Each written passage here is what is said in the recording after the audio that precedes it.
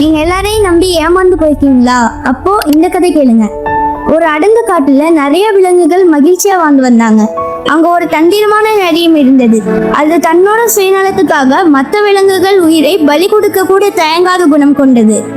அந்த காட்டுல எல்லா விலங்குகள் ஒற்றுமையா ஒரே இடத்துல இருக்கிறனால நரினால எந்த விலங்குகளையும் வேட்டையாடவே முடியல. அதனால நரி ஒரு தந்திரமான திட்டத்தை போட்டுச்சு. நரி சிறிய மிருகங்கள் கிட்ட போய், இன்னைக்கு வேடன் இந்த பகுதிக்கு தான் வருவார், நீங்க பாதுகாப்பாவே இருக்க வேண்டும், அதனால என் பாதுகாப்பான குகைக்குள் வாங்க, நான் உங்களை மறைத்து வைக்கிறேன் என்று பொய் சொன்னது.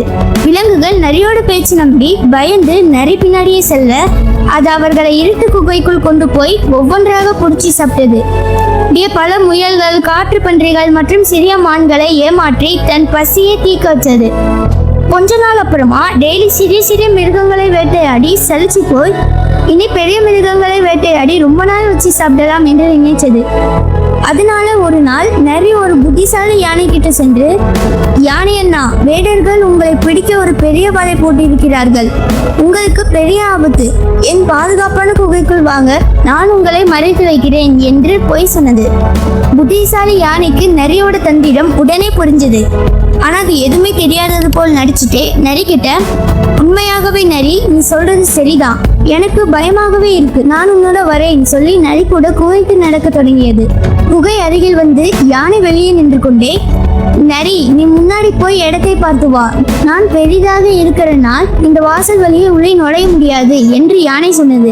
இது கேட்டு நரி மகிழ்ச்சியா உள்ளே போன உடனே யானை தன்னோட தும்பிக்கையினால பெரிய கல்லு தூக்கி குகை வாசல் முழுசா மூடிவிட்டது.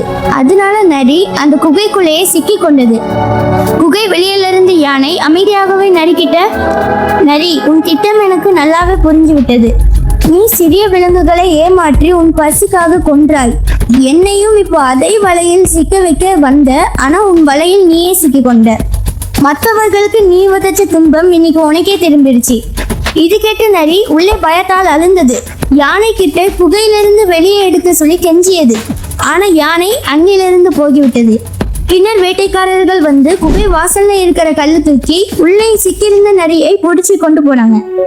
சோ இந்த ஸ்டோரியோட மாடல் என்னன்னா, மற்றவர்களுக்கு ஏமாற்றி தன் சுயநலத்தை தேடுபவன் ஒரு நாள் உண்மை வெளிச்சத்துக்கு வரும்.